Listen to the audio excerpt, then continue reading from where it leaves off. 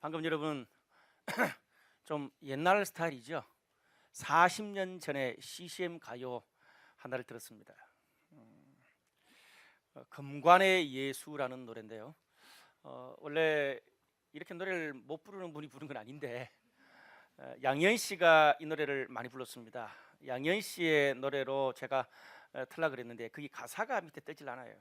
여러분 40년 지나서 잘 모르기 때문에 그래서 제가 가사 있는 노래를 선택하다 보니까 굉장히 좀 이렇게 성향이 좀 부족한 분이 불렀는데 아마 양현 씨의 노래로 들으면 굉장히 노래가 파워풀할 겁니다.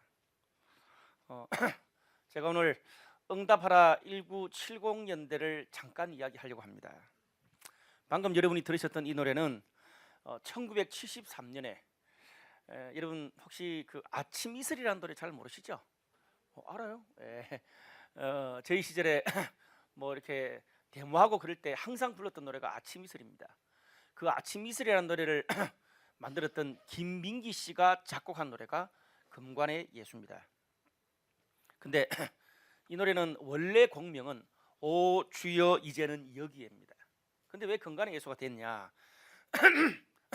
사연이 있습니다. 이 노래 가사는요 1973년에 그 당시에 저항신이었던 김지아 씨가 희곡 금관의 예수라는 희곡을 만들었습니다. 뭐 요즘처럼 뮤지컬이 이렇게 발달된 시대가 아니었기 때문에 그 시절의 뮤지컬이죠. 금관의 예수라는 희곡을 만들었어요.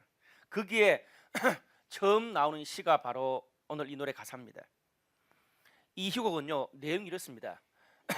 그 시대에 예수가 이 권력자들과 가진 자들에 의해서 왜곡된 금관을 쓰고 있는 부유한 예수의 모습이었다는 거예요.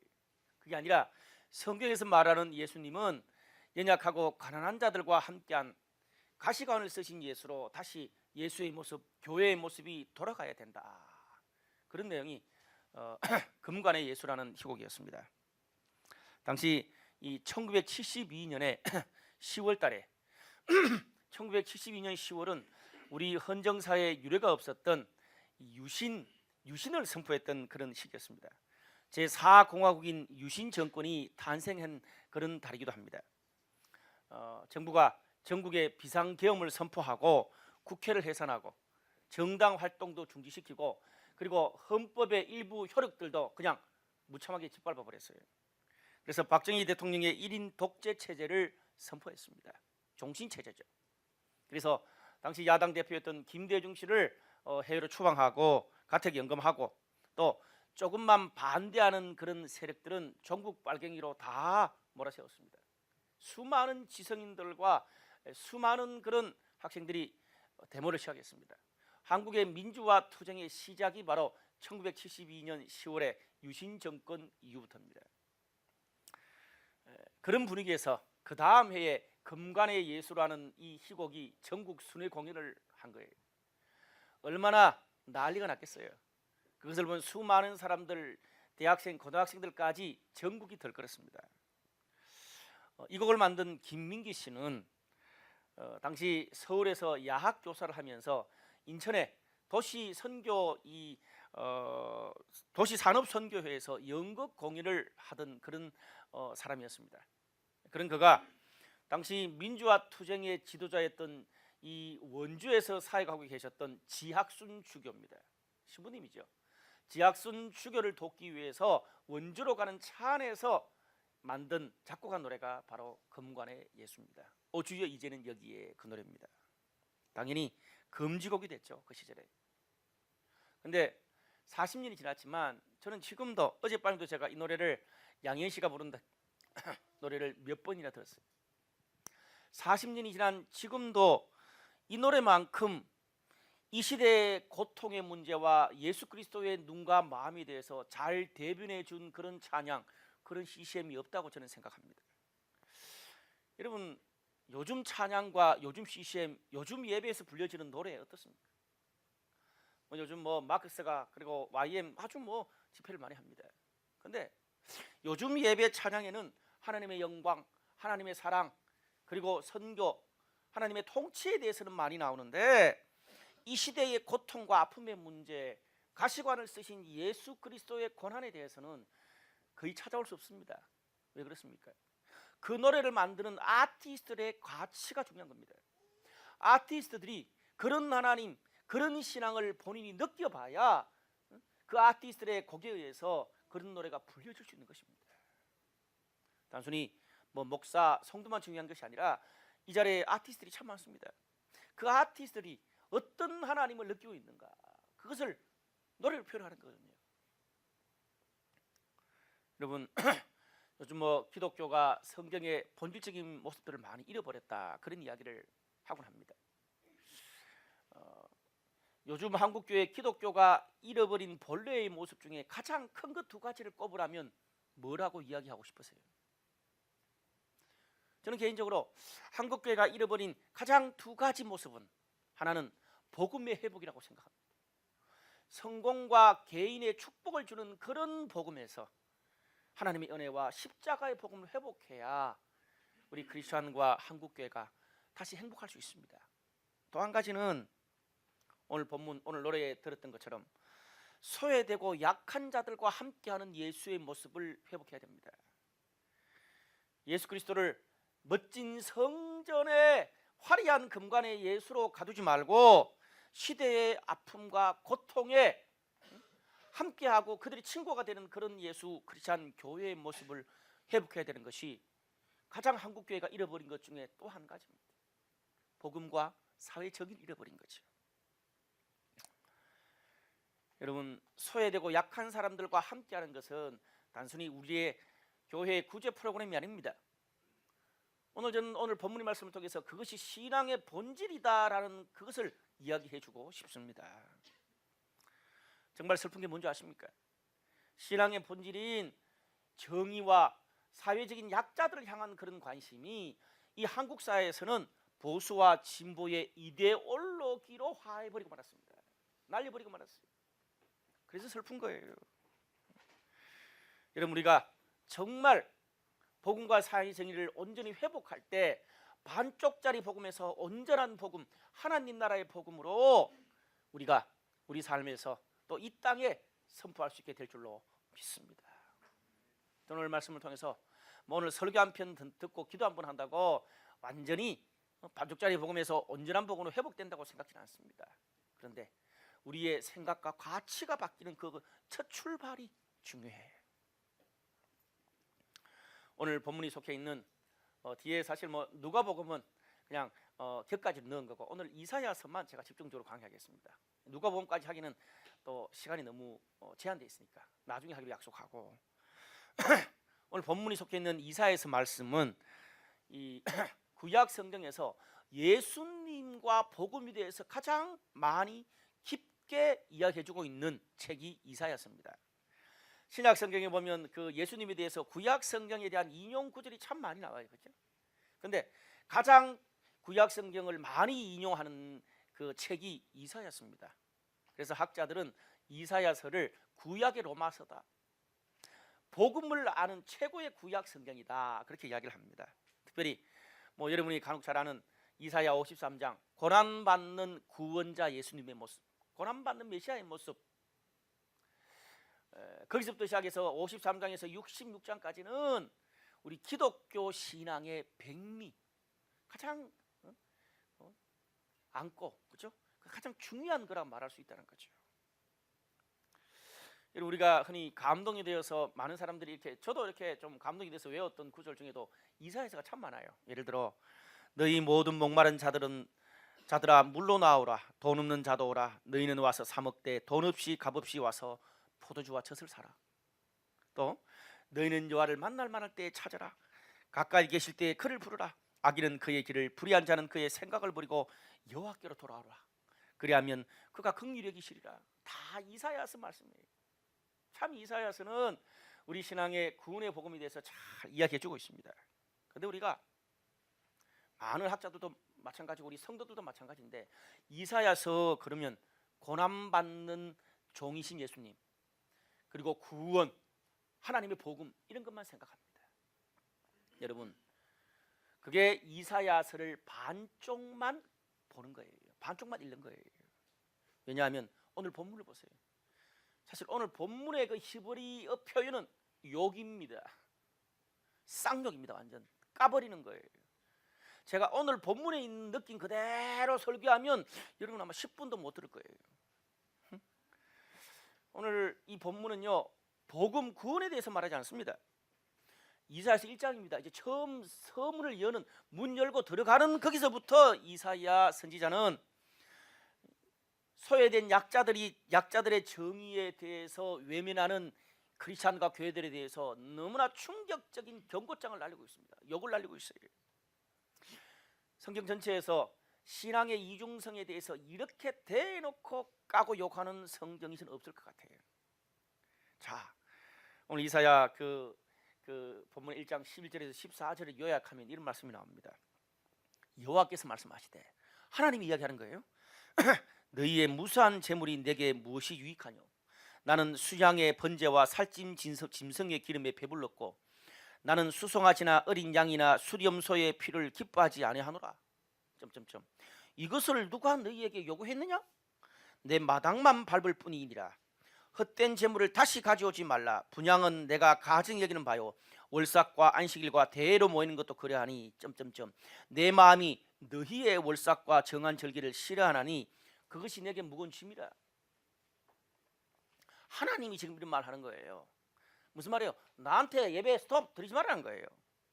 오늘 본문에 보면 뭐 짐승들의 제물, 월삭, 분향, 절기 뭐 여러 가지가 많이 나와요.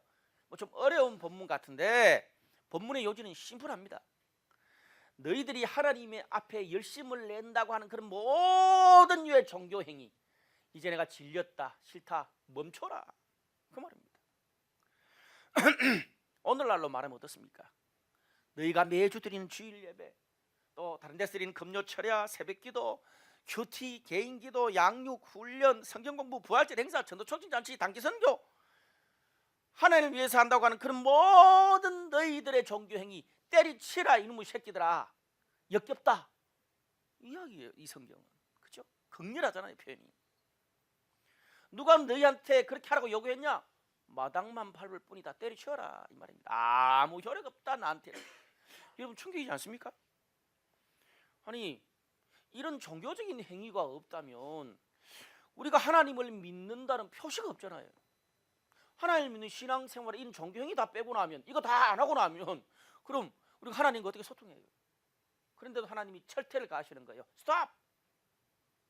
무엇 때문에 이렇게 초강수를 뜨시냐 이 말이에요. 이유가 있었습니다. 23절에 보니까 이런 말이 나와요. 내 고관들은 패역하여 도둑과 짝하며 뇌물을 사랑하며 예물을 구하며 고아를 위하여 신은하지 아니하며 과부의 송사를 수리하지 아니하는도라.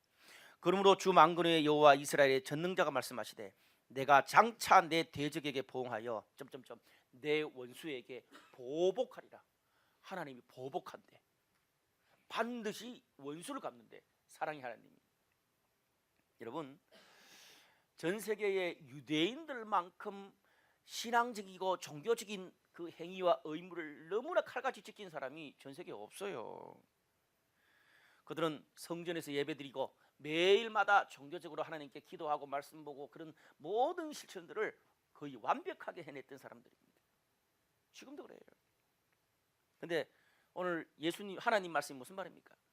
성전에 와서는 너희가 말씀 기도 드릴 때는 꽤 홀리한 것 같아. 그런데 가정과 직장과 세상에 나가서는 너희의 모습이 너무 가정스러울 정도로 이중적이라는 거죠.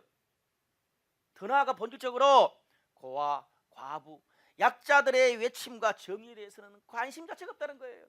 못났다고, 힘없다고 무시하고 힘있고 뇌물 주는 그런 자들의 편에서 모든 판단과 결정을 어긋나게 하고 있다. 지금 이런 이중적이고 약한 사람들을 무시하고 사회 정의에 대해서 무관심한 그런 모습을 계속 유지하면서 너희가 그렇게 열심을 내는 종교 행위에 대해서 내가 질렸다. 스톱. 하나님이 볼 때 가증스럽다는 거지요. 그것은 너의 종교심을 만족시키는 거지. 내가 오늘 큐티를 하루도 안 빠지고 열심히 했어. 내가 정말 깊은 말씀의 훈련을 받았어. 내가 정말 금식 기도를 오래 했어. 네가 신앙생활 좀 한다고 네가 좋은 거지. 나는 그 가족 종교 하나도 없다는 거예요. 나는. 그렇다면 하나님이 진짜 원하는 게 뭘까요?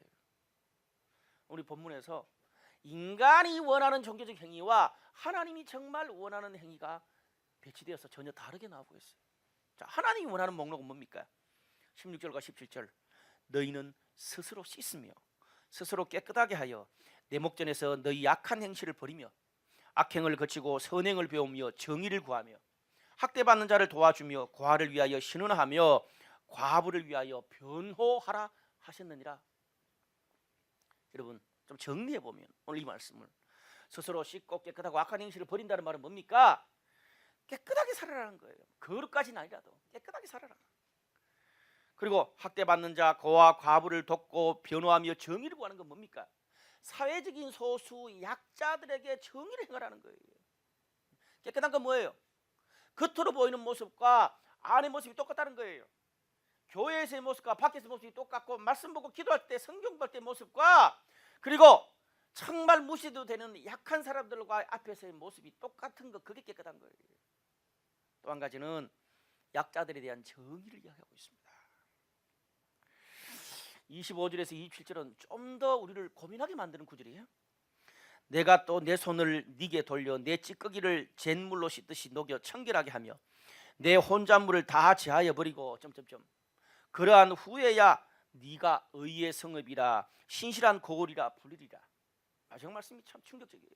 시온은 정의로 구속함을 받고 그 돌아온 자들은 공의로 구속함을 받으리라.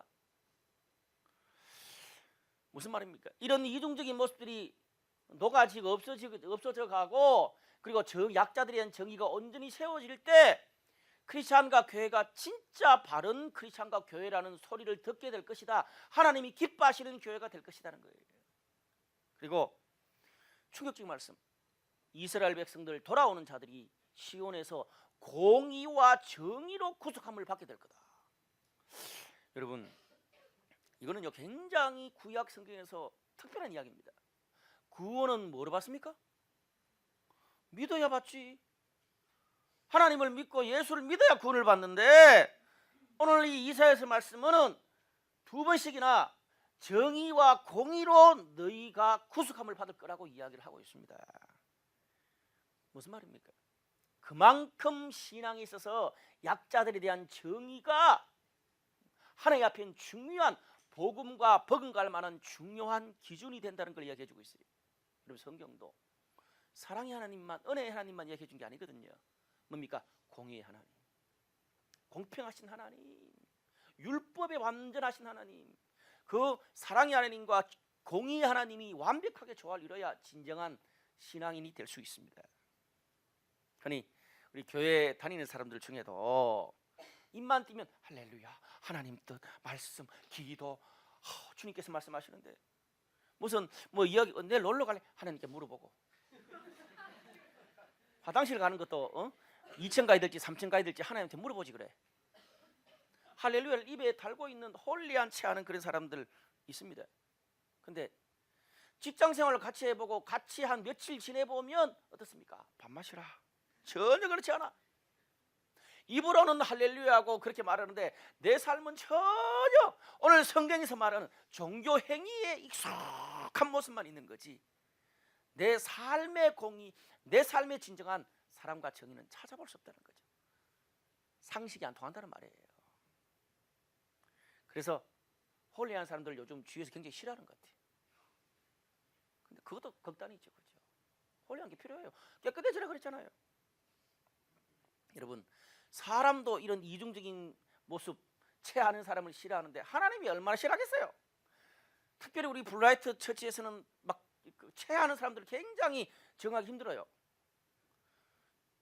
우리도 싫어하는데 하나님이 얼마나 싫어하겠어? 오늘 이 본문이 나도 싫다 인간들아 이 말이에요. 오늘 본문이 그 따위로 신앙생활 할 바에야 아예 예배 훈련 때려쳐라. 여러분, 이 말은 예배도 드리지 말고 훈련도 받지 말고 선교도 하지 말라는 말인가요? 그 말이 아니에요. 그럼 거꾸로 가난하고 약한 사람들을 도와주는 사회활동, 사회봉사, NGO 단체를 열심히 잘 일하면 하나님 뜻대로 사는 거다, 그 말 하는 건가요? 아니에요. 여러분, 예언서는 균형이 필요합니다. 자, 오늘 이 본문의 말씀 어떻게 해석해야 될까요? 신앙에 있어서 하나님 앞에 드리는 예배와 훈련, 종교적인 삶과 그리고 사회에서 밖에 나가서 사람들 앞에서의, 약자들 앞에서의 그런 나의 모습, 정의의 모습이 균형 잡히는 것이, 그 두 가지가 같은 장소에서 만나는 것이 우리 신앙생활이라는 겁니다. 좀 더 리얼하게 통계학적으로 이야기해 볼게요. 종교적 행위를 10, 이 사람은 종교적 행위를 한 7, 8 정도로 잘해. 근데 세상에서의 사람들과의 약자의 정의의 모습에 대해서는 그냥 3이라. 그럼 이 사람의 수준은 뭐야? 3이라고. 꼭지점 3에서 만나는 거야. 나머지 4는 다 토하는 거야. 혼자 잘난 체 하는 거야. 거꾸로 세상에서 열심히 잘 살고 사회 정의에 대해서 나는 잘 살아 7이라. 근데 종교적인 행위나 그런 것들은 뭡니까? 2라. 그럼 이 사람은 뭡니까? 세속적인 사람이에요. 그 균형을 잡는 게 신앙이다, 그 이야기예요. 그 이야기를 오늘 예언서에서 이렇게 말해주고 있는 것입니다. 오늘 이 말씀을 우리 삶에 어떻게 적용할 수 있습니까? 우리가 아무리 홀리하게 예배를 드리고 훈련을 받고 성경 백독을 해도 세상에 나가서 돈과 자기 유익만 알고 뒤통수를 치고 불법을 일삼고 약한 사람들의 권리와 정의에 대해서 무관심하다면, 아무리 저 같은 목사, 장로, 권사, 선교센터를 통째로 기부한다 그래도, 11조를 1억씩 드린다 그래도 하나님 앞에 면죄부를 받을 수 없다, 그 이야기입니다. 아무리 성공해도, 교회가 커도, 책을 몇 권 내고 TV에 나와서 강연을 해도 약자의 정의에 대해서 무관심하다면 그것은 하나님 앞에서 직무유기고 반쪽짜리 신앙이다라고 선언하는 거예요. 우리가 오늘 이 예언서, 이 이사야서 말씀을 통해서 진정한 신앙, 진정한 우리 삶의 방향과 교회의 방향을 어떻게 분별할 수 있는가를 가르쳐주고 있습니다. 소외되고 약한 자들은 힘이 없어요. 비정규직들은 힘이 없어요. 길거리에 먹고 자고 하는 사람들이 힘이 없어요. 그래서 쉽게 무시할 수 있고 무관심해 할 수 있어요. 그렇기 때문에 짓밟아도, 손해를 봐도 어떻게 할 수 없어요. 그러나 심지어 세상의 법도 피해가고 덮을 수 있어요, 힘이 있으면. 그러나 오늘 성경은 뭐라 그럽니까? 하나님의 눈과 법은 절대 피해갈 수 없다. 20절에 너희가 거절하여 배반하면 칼에 삼켜지리라, 여호와 입의 말씀이니라. 여호와 입의 말씀이니라, 이 말은 뭡니까? 반드시 내가 그렇게 한다, 땅땅 치는 거예요. 나의 이 정의에 대한 요구를 거절하면 칼이 너희를 칠 거다, 저주하는 거죠, 하나님이. 칼이. 여러분, 오늘 이 이사야서가 말하고 있는 기독교는 뭡니까? 복음과 약자에 대한 정의가 떨어질래야 떨어질 수 없는 동전의 양면이라는 거예요. 복음, 약자에 대한 정의, 그리고 구원, 가난한 사람들과 연약한 사람들의 친구, 이것이 뗄래야 뗄 수 없는 거라는 거죠. 여러분, 성경 어디를 보십시오. 복음과 가난하고 소외된 자의 정의를 구분한 데가 있습니까? 오늘 우리 자매가 읽어주었던 그 누가복음에 예수님이 처음 오셔서 예수님의 사역을 얘기하는데 뭡니까? 가난하고 연약하고 눈먼 그런 소경들에게 하나님의 복음을 선포했다, 그렇게 말하잖아요. 그걸 가지고 신학자들은 아직도 싸우고 있습니다. 보수와 진보 진영에서는 이것은 구원을 이야기하는 거다, 영적인 가난을 이야기하는 거다, 아니다, 가난을 이야기하는 거다. 붙어놓은 거를 떼려 그러니까 얼마나 힘들겠어요. 밖에서의 송창건과 안에서의 송창건을 떼려 그러니까 뗄 수 있어요? 못돼. 여러분, 우리는 가난한 사람들이 예수님을 만나고 하나님과 화해하기만 하면 그들의 삶의 영적인 어둠이 거치고 해방되어져서 삶의 질이 달라질 것이라고 이야기를 합니다. 그래서 복음을 전하는 것이 유일한 대안이라 그래요. 맞아요, 그런 측면도 있어요. 그런데 한국민들에게 다 전도하고 나면 그리스도의 푸른 계절이 우리 지역사회와 모든 소외된 사람들에게도 다 오나요? 제가 홍대 주변에서 만났던 수많은 사람들이 제게 질문한 게 그거예요. 그렇게 교회가 목사님 말하는 복음을 다 전가하고 나면 이 땅의 정의 문제가 실현되자는 거예요.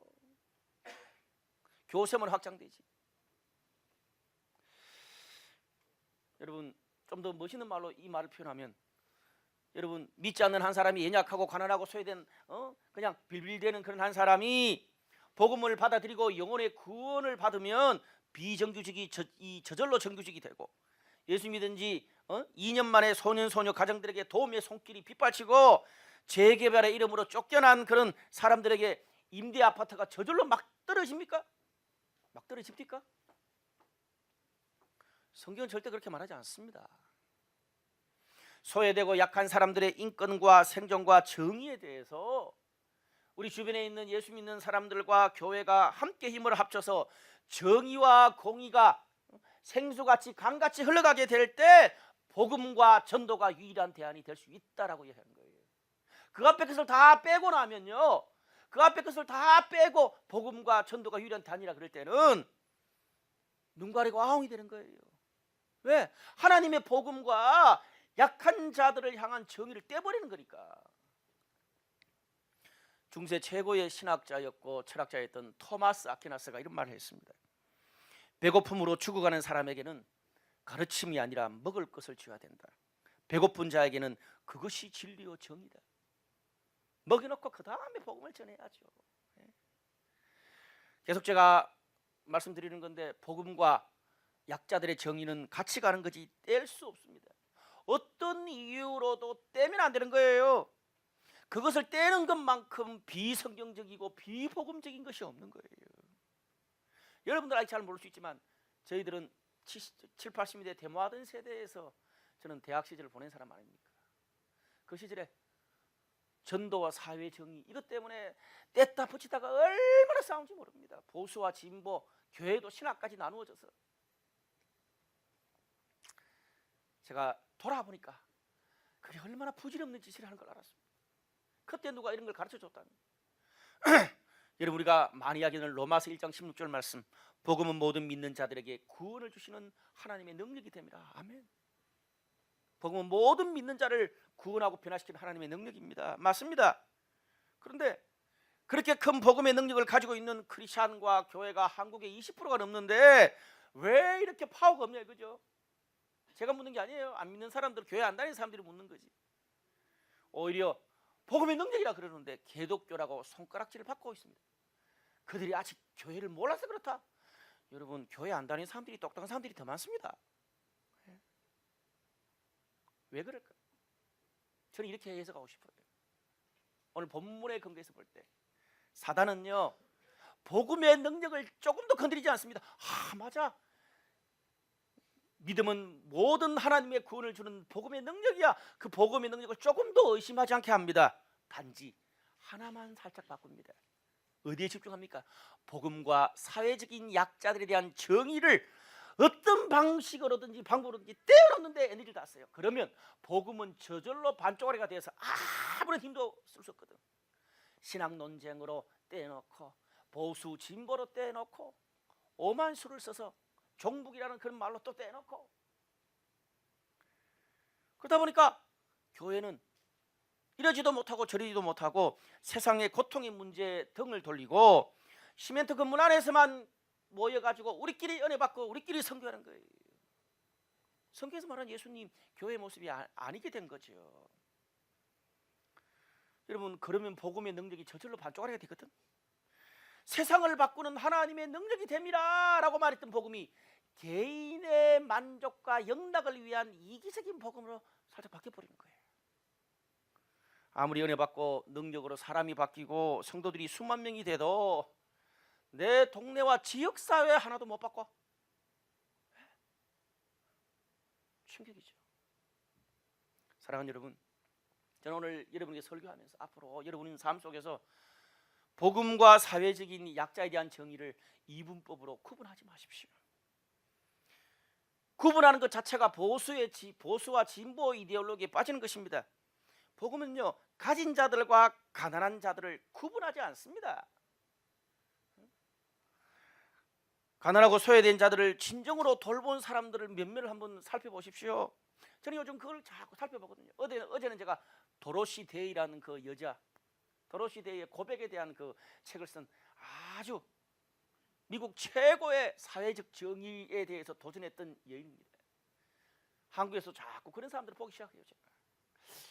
그들의 삶의 원동력과 그들의 어떤 그 힘이 뭔지. 여러분, 가난하고 약한 사람들을 돌보려면 진짜 깨어있는 지성인, 존경받는 부자, 세상의 리더들이 일어나야 도울 수 있어요. 힘없고 빽없는 평범한 사람들이 도와봤자 얼마를 돕겠어요. 그들이 생각이 바뀌고 그들이 돕기 시작하고 그들이 사회적 책임을 감당하기 시작하고 정의를 외치기 시작하면 얼마나 바뀌겠어요. 힘있고 가진 자, 주도권을 지닌 사람들의 섬김, 낮아짐, 사회적인 책임에 대한 엄중함을 성경이 말하고 있습니다. 그게 사라지면 자본주의 경제의 말로처럼 됩니다. 어떻게 해요? 가진 자는 정말 더 가지게 되고 없는 사람은 점점 더 없어지게 되고 끝나버리는 거예요. 오늘 이사야서가 우리들에게 주시는 메시지가 뭡니까? 이 말씀을 통해서 우리가 교회 보통 몇 주 결석가 오면 어떻습니까? 교회 한 2달 결석가 오면 어떻습니까? 가책을 느끼지 않습니까? 안 느끼면 대단한 신앙이에요. 지각 좀 해도 가책을 느끼는 사람들, 그만큼 자기 하나님 앞에서 그런 신앙이 깨어있다는 거예요. 큐티 몇 달 못하고 기도 몇 달 안 해, 전도를 아예 몇 년 동안 안 했어. 우리 영적인 부담과 가책을 느끼잖아. 근데 오늘 이사야서는 뭐라 그럽니까? 그것만 부담 느끼지 말고 똑같은 그런 무게로 교회 밖에서 나의 이중적인 모습, 소외되고 약한 자들, 힘없는 자들에게 아무런 관심 가지지 않는 그 무관심에 대해서, 약자와 정의에 대한 무관심에 대해서 너희가 신앙적인 부담과 양심의 가책을 느껴야 된다고 얘기하는 거예요. 왜? 사회적 약자에 대한 정의는 복음과 동일한 신앙의 본질, 뗄래야 뗄 수 없는 동전의 양면이거든요. 오늘 우리 인생을 앞으로 살면서 복음과 약자에 대한 정의가 함께 가는 우리의 신앙, 또 우리 교회가 되시기를 주님의 이름으로 축복합니다. 오늘 18절에서 20절 말씀 보니까 이제 조금 회복의 말씀들이 나옵니다. 여호와께서 말씀하시되 오라 우리가 서로 변론하자. 너희 죄가 주홍 같을지라도 눈과 같이 희어질 것이요 진홍같이 붉을지라도 양털같이 희게 되리라. 너희가 절겨 순종하면 땅의 아름다운 소산을 먹을 것이요 너희가 거절하여 배반하면 칼에 삼켜지리라. 여호와 입의 말씀이니라. 너무 잘 아는 말씀이죠, 이 말씀이. 오늘 여기에 약자들의 정의에 대해서 이 무관심하면 안 된다는 경고를 거절하면 칼에 삼켜진다. 하나님의 심판을 피할 수 없다는 거지요. 과연 성경 말씀처럼 한국 사회에 하나님의 심판이 있습니까? 있어요. 저는 이 시간에 어떤 아주 예언자처럼 북한이 쳐들어올 것이다 그렇게 심오하게 말하고 싶지는 않습니다. 그분이 좀 이렇게 날짜를 더 한참 뒤로 했으면 좋을 텐데 너무 빨리 이렇게 정하는 바람에. 사랑하는 여러분, 우리 사회를 보십시오. 이미 하나님의 심판이 있습니다. 칼에 삼켜져 있습니다. 최근 몇 년 동안 한국 사회의 빈부격차가 어떻게 됐는지, 제가 사실 설교할 때 자꾸 퍼센테이지를 많이 따지니까 이제는 그거 들먹거리기도 부담스러워요. 최근 몇 년 동안 한국의 빈부격차의 가장 큰 이동이 뭔지 아세요? 중산층이 몰락해서 전부 다 못 사는 사람들로 점점 내려가고 있어요. 건강한 사회는 이거잖아요. 이거 마른 목골. 근데 가진 사람은 점점 가지게 되고 점점 더 많이 가지게 되고 부가 권력이 대물림되고 중산층도 이제 점점 없는 것으로 점점 내려가고 있어요. 전세값 도저히 감당을 못하죠. 세금 여러 가지 수많은 직장 문제, 이 모든 게 뭡니까? 중상층 평범한 사람들이 발붙이기가 너무 어려운 거예요. 왜? 이미 그들만의 리그로 다 한국의 모든 재산과 모든 그라운드의 70-80%를 상위 5%가 다 쥐고 있기 때문에 그들의 그라운드에서 치고들기가 너무 어려운 거예요. 그 현상입니다. 작년 말에 정부가 담배값, 기초세금들 왕창 올렸죠. 그러면서 재벌과 상위 1%의 그 세금에 대해서는 솜방망입니다. 왜? 국회의원들이 다 그런 사람이니까. 근데 할 말 없어. 한국 사람들. 왜? 그렇게 당한 것도 또 와서 경제를 살려야 된다. 뽑아줘. 뽑아주잖아. 저는 어떤 한 정당을 지지하지 않습니다. 왜? 마음에 안 들면 찍어줬다가 자꾸 까불면 또 요 사람 찍어주고, 그래야 국민 무서운 걸 아는데 한국 국민들은 무서워할 필요가 없어요. 그때 가서 울고 종북 드라마 한번 틀어버리면 다 찍어주거든. 얼마 전에 경상도에 제가 나고 자란 쪽 사람들이 문제 아니에요. 경상도의 한 지사가 학생들에게 밥이 아니라 공부를 가르쳐야 된다 그렇게 말했습니다. 그래서 경제를 살려야 된다고 급식비를 끊자고 지금 난립니다. 이해는 가요. 왜? 몇 년 전에 4대 강에 수조 원을 밀어넣고 나니까 경제가 말이 아니지. 그러니까 힘 있는 사람 금고 열어서 채우려 그러니까 너무 부담스럽고 서민들의 지갑과 부식비 털어서 지금 넣으려 그러니까 얼마나 힘들겠어? 뭡니까? 일 저지른 놈이 경제를 살려야 된대. 말이 안 되잖아. 제 지금 이야기하는 이것들이 좀 다른 입장에서 볼 때는 목사님이 너무 한쪽으로 치우치게 극단적으로 이야기한다 그렇게 말할 수도 있을 것입니다. 예? 좀 치우쳐서 말해요. 치우쳐서 좀 말하고 싶어요. 근데 제가 방금 했던 그 말은 이 이야기 하려고 한 거예요. 근데 여러분 이제는 한국 사회에서 지도급이 있는 사람들, 주도하는 사람들, 힘을 가지고 있는 사람들이 아무리 진실을 이야기해도 이제는 아무도 믿지 않아요. 이게 문제예요. 칼 맞은 미국 대사도 이제는 조작이라고 이야기할 판국입니다. 저는 진실을 몰라. 근데 이제는 미국 대사 아니라 영국 대사가 칼 맞아도 어떤 일이 일어나도 다 조작이라고 생각할 수밖에 없을 거야. 왜? 그동안에 그들이 말은 그렇게 하면서도 사회적인 정의에 대해서 실천해준 모습을 전혀 볼 수 없었기 때문에 이제는 콩으로 메주를 쌈다 그래도 믿지 않아요. 한국 사회가요 경제적으로 완전 양극화된 것처럼 이제는 신뢰도 완전 양극화가 돼버렸어요. 심지어 슬픈 거는 북한 사람들 말을 듣는 것이 더 편하다고 말하는 사람조차 생기고 있는 시점이에요. 너무 슬프죠. 이게 하나님의 심판이 아니고 뭡니까? 본문은 우리가 어떻게 해야 된다고 말합니까? 우리 크리스천들이 교회가 어떻게 해야 된다고 말합니까? 오늘 18절에서 20절까지 아까 제가 읽었던 그 말씀, 이 말씀에 회복의 길이 있어요. 첫째는 우리의 죄를 회개하고 인정해야 되는 거예요. 오늘 본문의 18절에 우리가 너무나 잘 아는 말씀이죠. 너희 죄가 주홍같이 붉을지라도 하나님께 나오면 눈과 같이 희어지게 될 것이다. 지금까지 우리는 이 본문 말씀을 어떻게 해석했습니까? 외우고도 있는데 너희 죄가 주홍같이 붉을지라도 예수 믿고 주님께 나오면 모든 것을 용서받을 것이다. 개인적인 구원의 말씀으로 해석하고 있습니다. 여러분 오늘 본문의 맥락에서 이 말씀을 해석해 보세요. 그런 말씀이 아니에요. 우리가 이것부터 달라져야 되는 게 뭡니까? 그만큼 우리의 생각이 본문의 맥락이 아닌 나의 이데올로기로 이 성경을 읽고 있는 거예요. 다시 한번 보세요 여러분. 무슨 말입니까? 이스라엘 백성들, 신앙생활 잘하는 이스라엘 백성들한테 하는 거예요. 불신자가 아니라.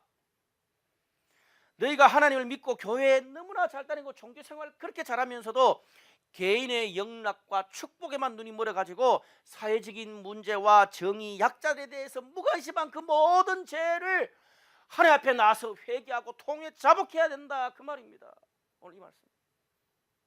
복음과 개인 구원과 종교생활과 교회 짓는 것만 너희가 열심을 냈지 그 교회 옆 동네에 너희 옆에 있는 죽어가는 사회적 약자에 대해서 그들의 슬픈 울음소리에 대해서 전혀 관심 기울이지 않았던 그거 회개하라. 여러분 저는 또 이렇게 신앙으로 검증해 보길 좋아합니다. 사실 퍼센테이지를 좀 좋아해요.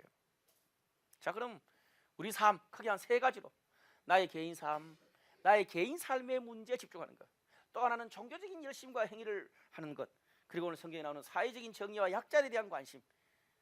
여러분 우리들의 삶은 퍼센테이지가 어느 정도 될까요?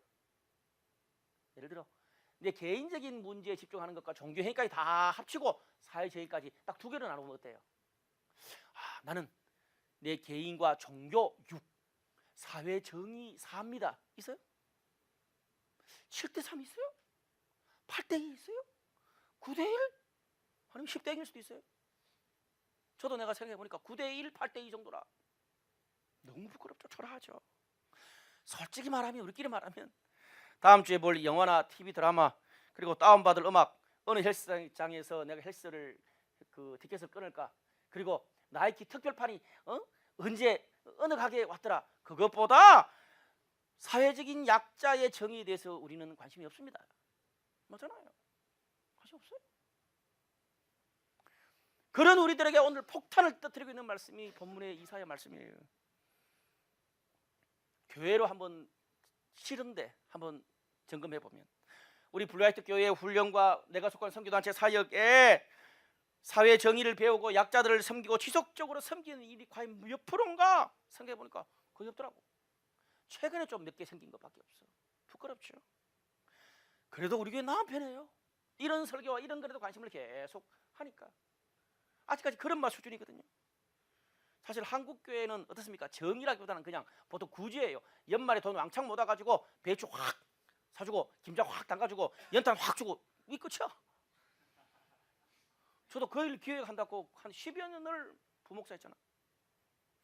이 부분에 한국 교회의 모델이 많지 않습니다.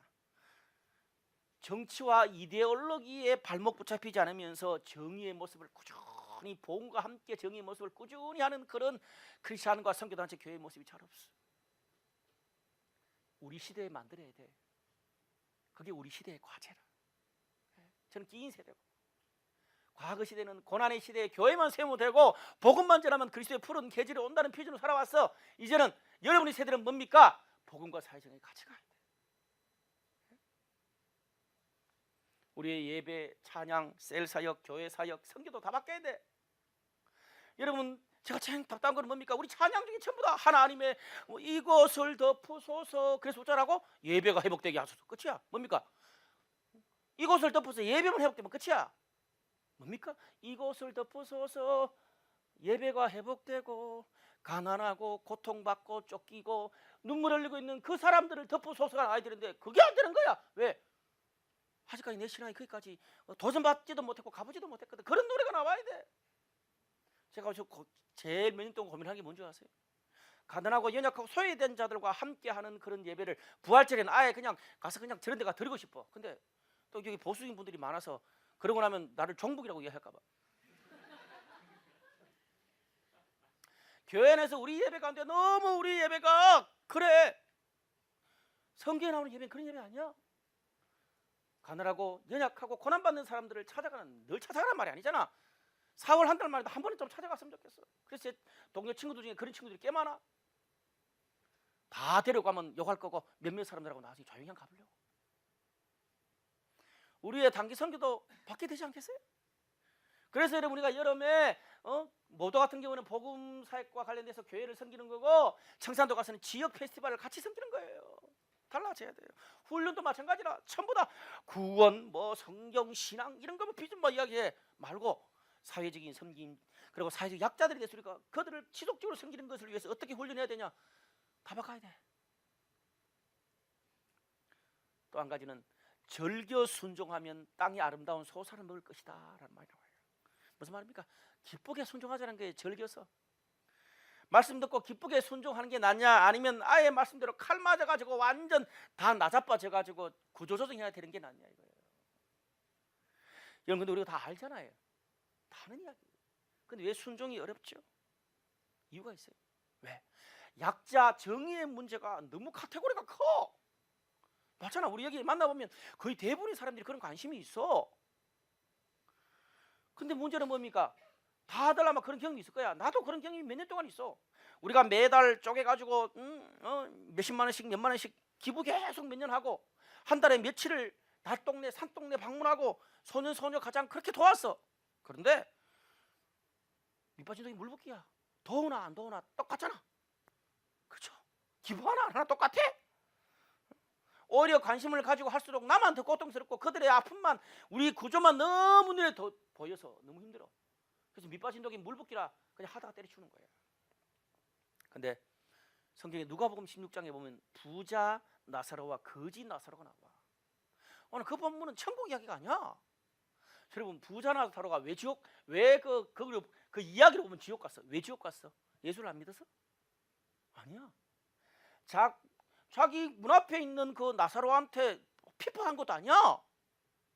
피파한 것도 아닌데 왜 지옥을 갔어?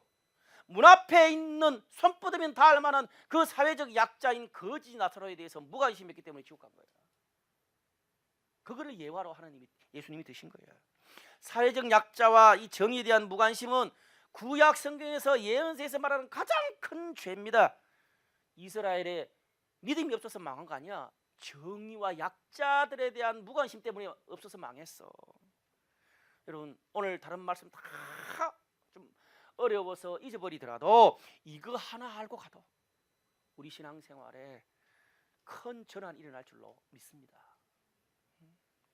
그런데 약자와 또 소외된 자 정의를 위해서 일하는 게 지속적으로 하는 게 쉬워 어려워? 해보니까 너무 어려워요. 한다고 다 할 수 있는 것도 아니야. 그래서 성경은 이걸 하나님의 일이라고 이야기하는 거야. 하기 어려우니까. 무슨 말입니까? 하나님이 능력과 은혜와 사랑을 주셔야 할 수 있는 거야. 그냥 한번 해보자 이거는 안 돼.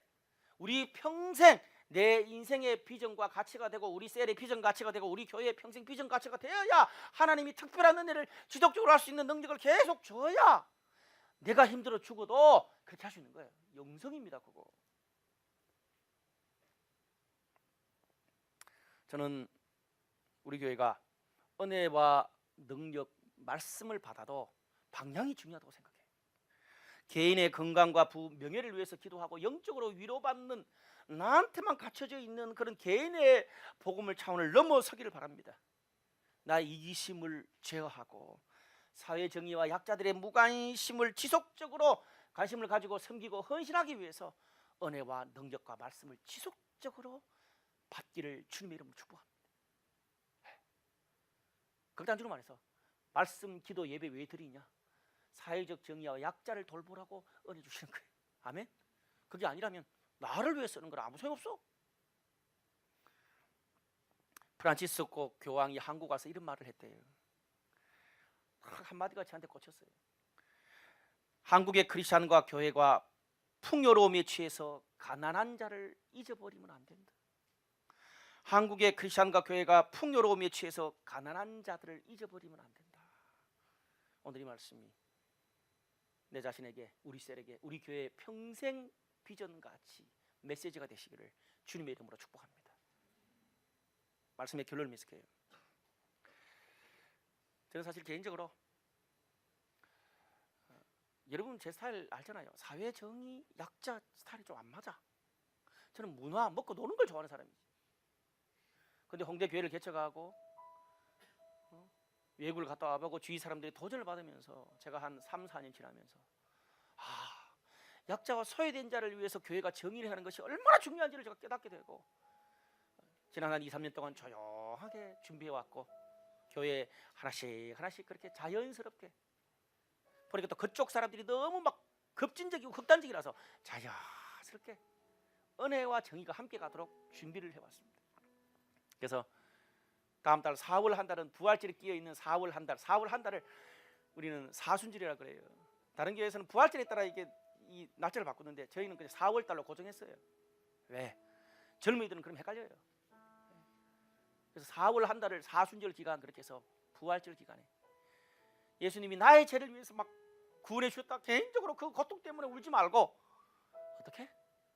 이 세상을 구원하기 위해서 연약하고 소외된 그런 이 세상의 사람들과 정의를 회복시키기 위해서 주님이 그거를 회복시키기 위해서 구원을 주신 것을 기억하고 우리는 4월 한 달 동안 파블릭 지저스 공적으로 세상을 바꾸시는 예수님의 모습을 따라서 4월 한 달 고난주간 사순절을 우리는 파블릭 지저스로 지킵니다. 계속 우리는 그걸 이제 정착이 된 것 같아요. 원래는 좀 더 우리가 준비했어요.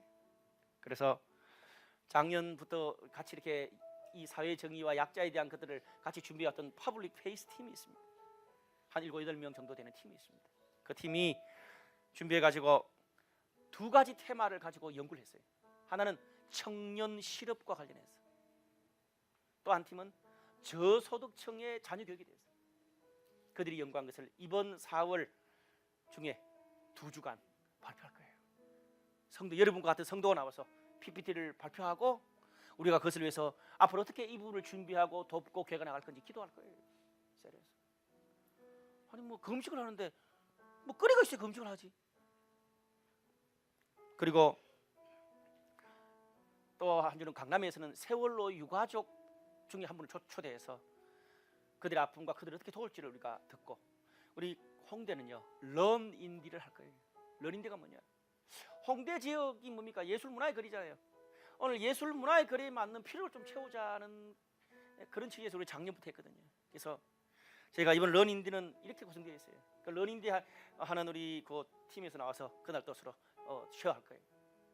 그래서 이번 주부터 아마 홍대 곳곳에 이 밴드를 키우는 인큐베이팅을 위해서 밴드 모집을 하는 방들이 붙을 거예요. 그래서 인디 밴드들을 그 방을 붙이고 한 2, 3주 뒤에 그 중에 제가 볼 때 선별할 거예요. 그래서 교회가 밀어주고 키워줄 거예요. 우리 공연장도 하잖아요.